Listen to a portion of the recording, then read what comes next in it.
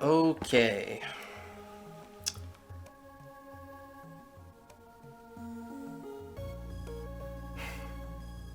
You know, if there's one thing I hate, it's lack of continuity. I know I keep moving around, but I don't have a permanent setup yet. I'm working on it, okay? I'm working on a lot of things. And the last thing I want to do is bore the shit out of you. So I'm hoping at the very least I'm getting a little better at this. When you cringe, I lose. So you'd better enjoy some Boost Fury with me. Alright? Let's get this going.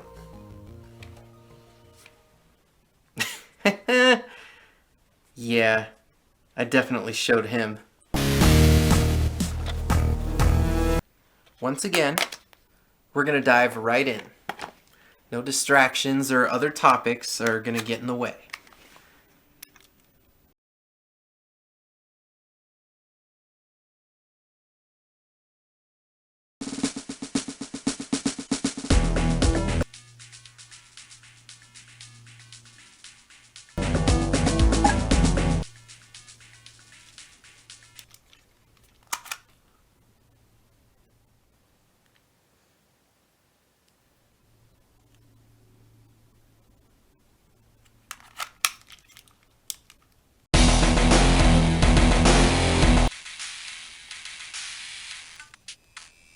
Get ready.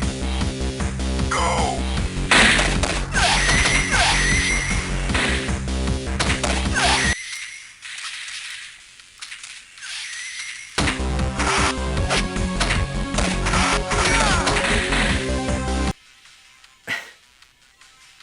I completely forgot this game existed, and it appears for good reason. Wow. You know, and I actually kind of like GT. Cool villains, it's incredibly well animated, hand-drawn, unlike Super. Mark Menza's music is pretty awesome. But yeah, stay away from Transformation. That game is for people who pour their milk in before the cereal.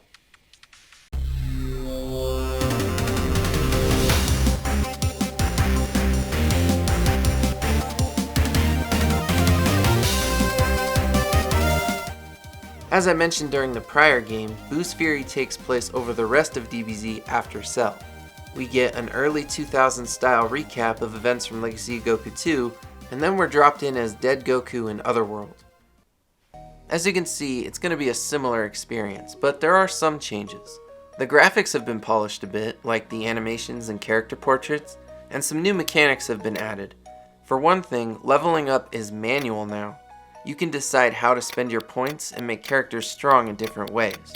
Enemies drop both money and items. Food is no longer automatically consumed. It's like in the first game where you have to pause to heal. There are also items you can equip. Some increase speed or strength, some give you more experience per kill but slow you down type of thing. The recoil during physical combat feels a little different from the last game as well. The only other major difference is that this game is more open world. You have access to a lot of the areas from the get-go. The changes aren't as drastic as they were from the first game to the second, so I guess moving forward I'll just kind of walk you through the story and tell you what I think. If anything else comes to mind, I'll just bring it up along the way. That might have been a bad time to write off the changes. This game is definitely more cinematic than the last, and this is a good example. You watch a few of the fights from the Otherworld tournament, and then you get to fight Pycon. That pretty much concludes the intro. Oh, and the game is broken up into chapters, so each time you get to the next one, you get the Falconer style title card.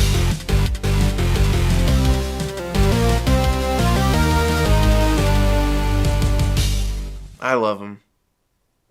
Anyway, so now we're Gohan in high school, and we get to go to class, meet Videl, and do some great Saiyaman shenanigans. Here's a new feature, the store. You can buy all kinds of stuff. Food for health, drinks for energy, and various equipages. This part follows the Saiyaman stuff pretty closely. Videl learns about the Gold Fighter, you stop some crimes, you meet Erasa and Sharpener, attend class. And that's why you should never ever put a capsule inside another capsule. Huh. Do they ever cover that in Dragon Ball? I wonder what would happen. One of the scenes that is missing in-game is when they play baseball. You know, where Freddie Mercury is their coach. Way to go, son. No, it was beginner's luck. Right. It's gotta be the shoes. Brains, you know what baseball is? Yeah. Well, then I'm sure you'll be the next all-star on your team. I'm putting you in right field. Do you know where that is? On the right. Right? Right. Just get onto the field.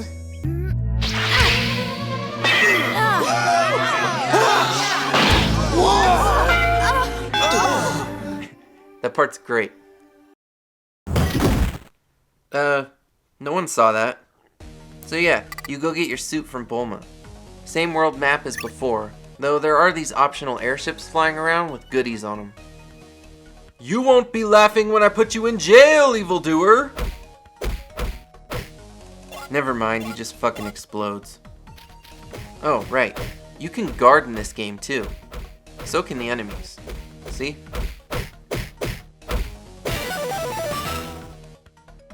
You get it by now, right? It's the Saiyaman Saga. And as it should be, the World Tournament Saga is next. But, check it out. They carefully spliced in Janemba from Fusion Reborn. You get the accident scene where the worker neglects the negative energy tanks. His fight comes up later. Just like in Legacy Goku 2, there are movie villains mixed in. Now we train a bit with Goten, and then play tag against Vegeta as Trunks. Everybody is amped that Goku's returning, even if only for one day. I know I gush a lot about the Falconer music, but you know the actual scene where Goku arrives? The song that plays during that moment is my absolute favorite of all. Are you just gonna stand there and stare at me all day? Oh, sweetheart, I've missed you. I think it's officially called New Earth music. It's a great piece, and the Hercule City rendition of it in this game is pretty faithful. This is where the game's tone begins to shift away from the slice of life feel it's had so far, much like in the anime. Supreme Kai shows up and puts everyone on edge, and then you start beating the shit out of kids as Trunks.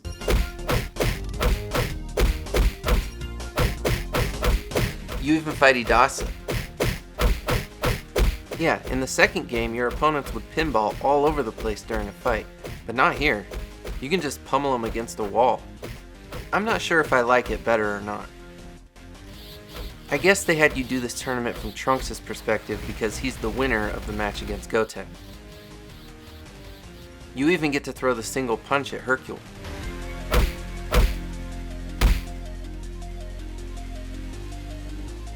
You get a couple of cutscenes of the fights in the adult division for Krillin, and then Piccolo when he forfeits.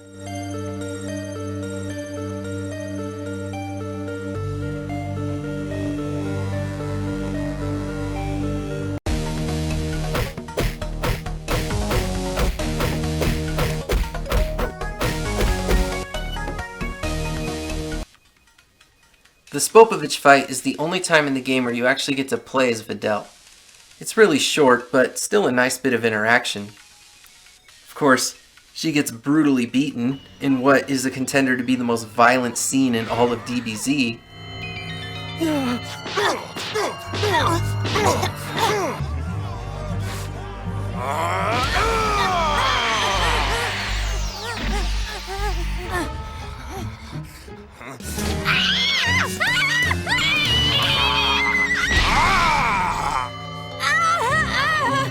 So Goku leaves to get her a Senzu Bean. In fact, there's a really fucky glitch with this particular Senzu Bean. If you eat the Senzu Bean before returning from Korin's tower, you will suddenly have 255 of them after you hand it over. Obviously, this makes the game stupid easy because you're set for the rest of it. It doesn't stop me from doing it, but I try not to abuse it. At this point, the tournament is over. Spopovich and Yamu take Gohan's energy, and things transition to Babidi's ship as everyone is filled in on the Majin Buu situation.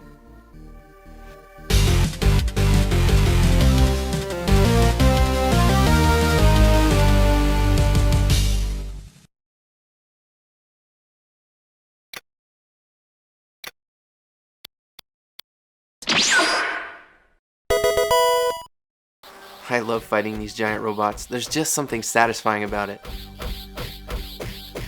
By the way, the new max level is 200, up from the mere 50 in Legacy of Goku 2.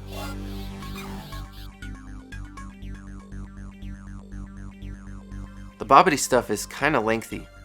Lots of switch activating and laser guns to deal with. And then there's the fights with Pui Pui and Yakon.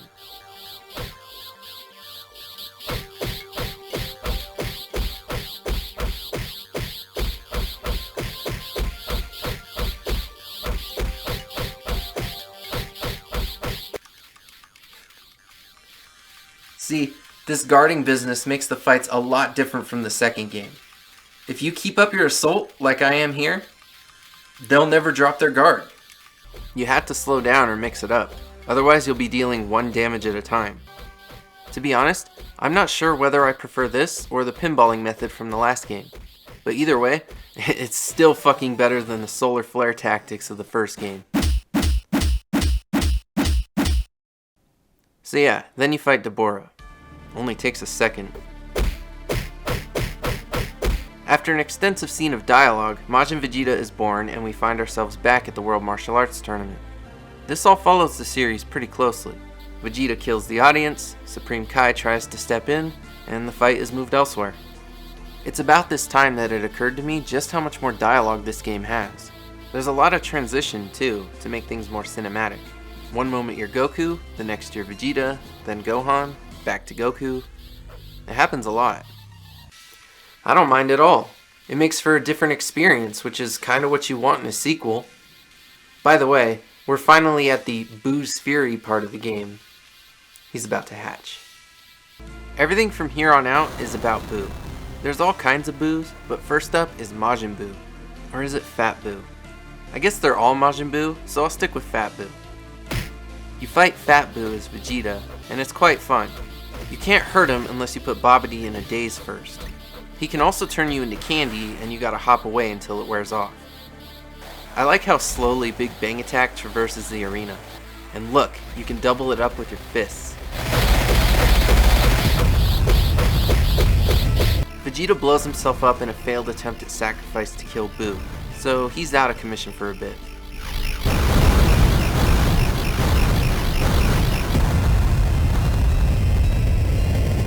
You finally get to play as Goten now. Fuck yeah, I'm ready for some Gotenks action. But the Dragon Ball hunt comes first. This is where those airships I mentioned before become relevant. They're part of the gathering process. It's a great opportunity to train Goten up. At first, some of these guys are challenging to kill. You level up pretty fast with each grunt you murder. These Morph Ball guys are pretty fucky though. Seriously annoying. It's moments like this where the Senzu Bean glitch comes in handy.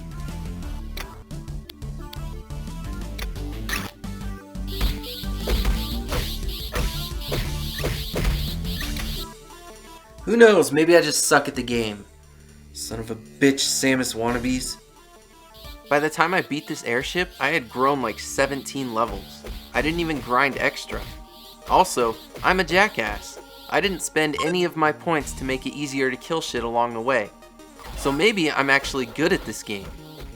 You also fight ninjas and samurais and shit, mummies. This Dragon Ball hunt is much more fun than in Legacy of Goku 2. Whoa, check out this glitch. That's never happened to me before.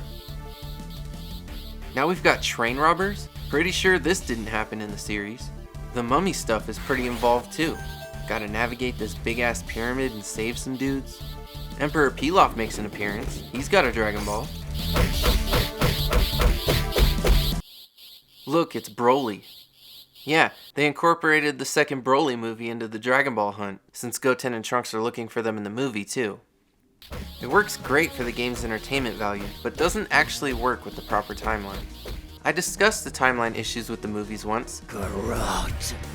Kakarot? What does that mean? Is that a vegetable? I hate vegetables! And the main problem with this is that in the movie, Goku's 24 hours on Earth look to already be expired when he appears to help. While in Boo's Fury, he hasn't even taught the boys fusion yet.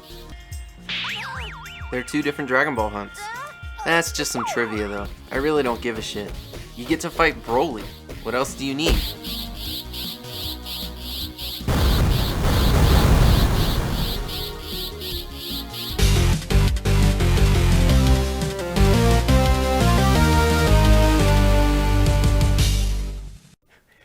Alright, now we're really in the Boo stuff. It's time for some Super Saiyan 3. It's pretty cool. Fat Boo has a lot of HP, so it goes on for a minute. In a good way.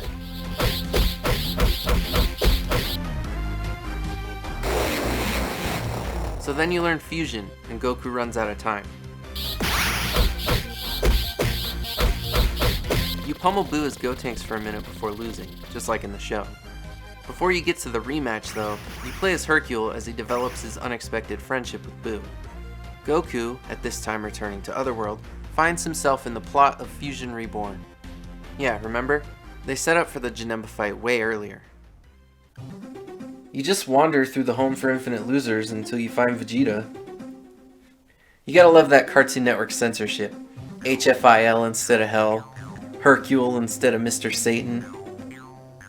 You get to do both segments of this fight. His weird, fat form, and then his badass form. By the way, I've cheated with 14 Senzu Beans this playthrough. Anyway, you even play the Gogeta bit. It's pretty short if you get your hits in efficiently. Just like with Broly, it technically doesn't fit. Nobody on Earth is dealing with all the dead bad guys coming back like in the movie. If you could actually do the Hitler fight as Gotenks, this game would be 10 out of 10.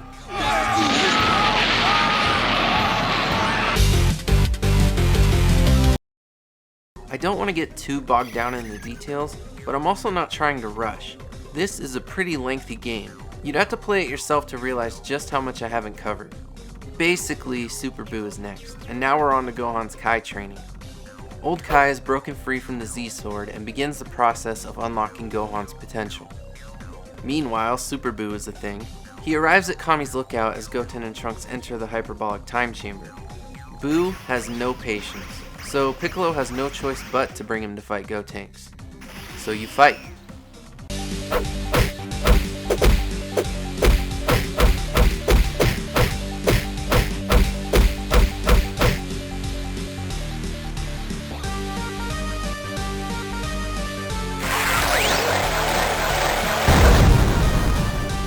Thanks to Gotenks' showmanship, Piccolo thought he couldn't beat Boo and destroys the time chamber door. Realizing that he has no access to candy, Super Boo screams so hard that the sheer force of energy creates a doorway back to Earth. Then, you fight again. It's so satisfying when you walk this fast, holy shit.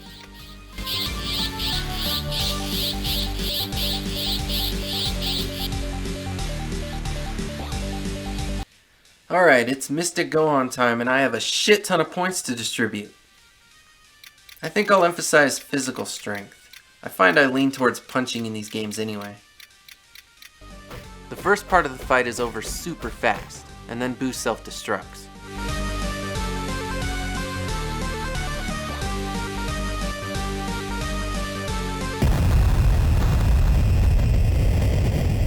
Say, I just realized, we're gonna need the Dragon Radar. I think I left it in my other pants pocket. But that doesn't matter. Dende's gone, remember? The Dragon Balls won't work anymore. No. It's supposed to say the balls are inert.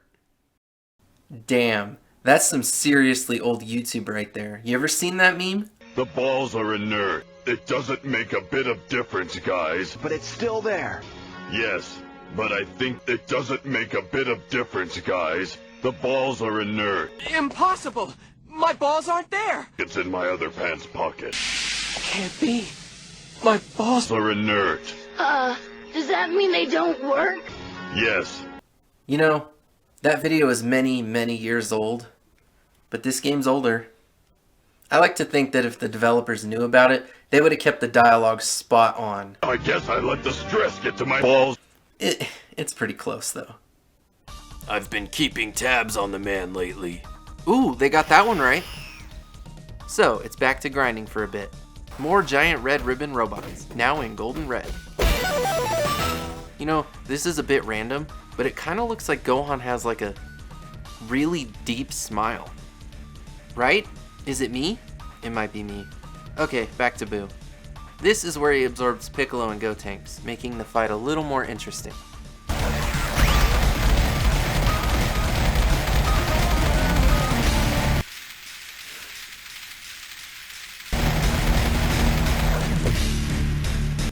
Now Goku's getting ready to come back to life, thanks to Old Kai's sacrifice. He's got the Potara earrings for fusion, but Gohan misses the catch, as most of us know. With that fatal mistake, Gohan is absorbed, and Goku turns his attention to Vegeta as a fusion candidate. The Vegito fight is probably the most entertaining part of the Buu saga, and that's a fact. If you're me. That part's coming up, but first we gotta grind.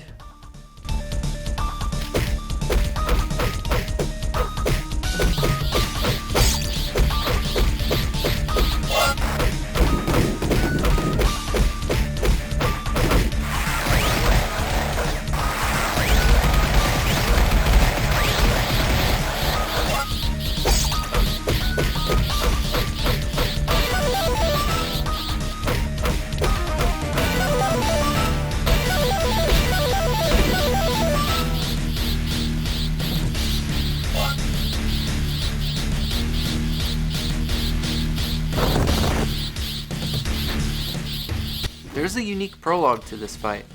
You have to instant transmit to Buu in order to attack him because he's up high, while trying to get Vegeta to commit to the earring. It's kinda cool.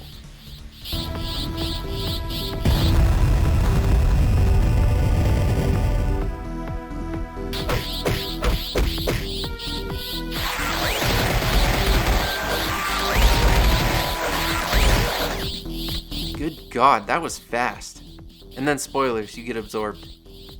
Lucky for these two, something about the process undid the fusion that was supposed to be permanent. And now, we explore inside Majin Buu for a while. By the way, fuck these worm things. So I definitely abused the Senzu being glitch to keep Super Saiyan 3 more or less permanent. I think Senzus are the only item in the game that actually replenish your Super Saiyan meter. I'd have preferred like a Budokai 2 system where you only lose your transformation if you get hit.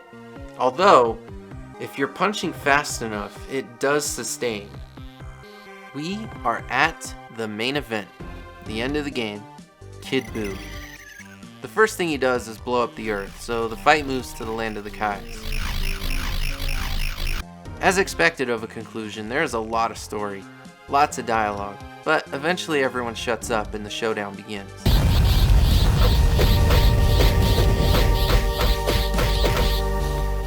The challenge is definitely there, and you tag team from Goku to Vegeta.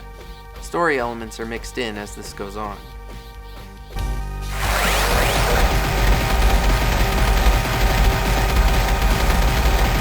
Well, this is one way to do it.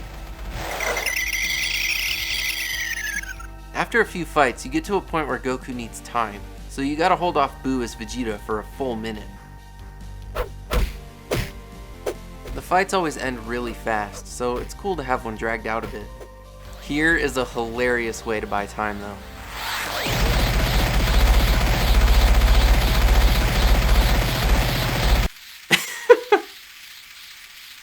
I fucking love that, man. Things are coming to a close. It follows the anime, of course. Goku can't draw enough power for his Spirit Bomb, and they use the Namekian Dragon Ball's first two wishes to bring back the Earth and its people. The dialogue is pretty much all there, even the bit where Hercule convinces the people to lend Goku energy. It's a long cutscene. Then you gotta buy Goku another minute in between, so I clean house with some more big bangs.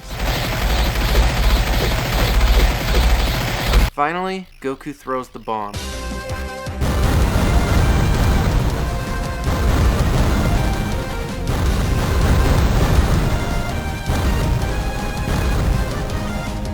The third wish is used to restore Goku's strength, and there's this button mash thing. It's kinda pointless.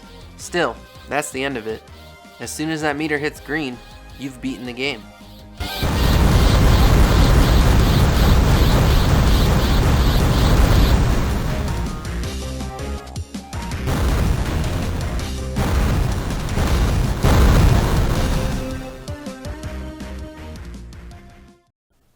There is the after party, so technically it's not over until you attend.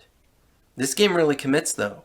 Even the 10-year time skip to where Oob enters the World Martial Arts Tournament is included. It's all cinematic though. No fights here. Goku invites Oob to train with him and that's that. Game over. Wow. Going through those was a much greater commitment than I anticipated. There's still so much from the second and third games that I glossed over, like the golden capsules, the exhibits, the cooler fight. You get the idea. This series is 66% fantastic.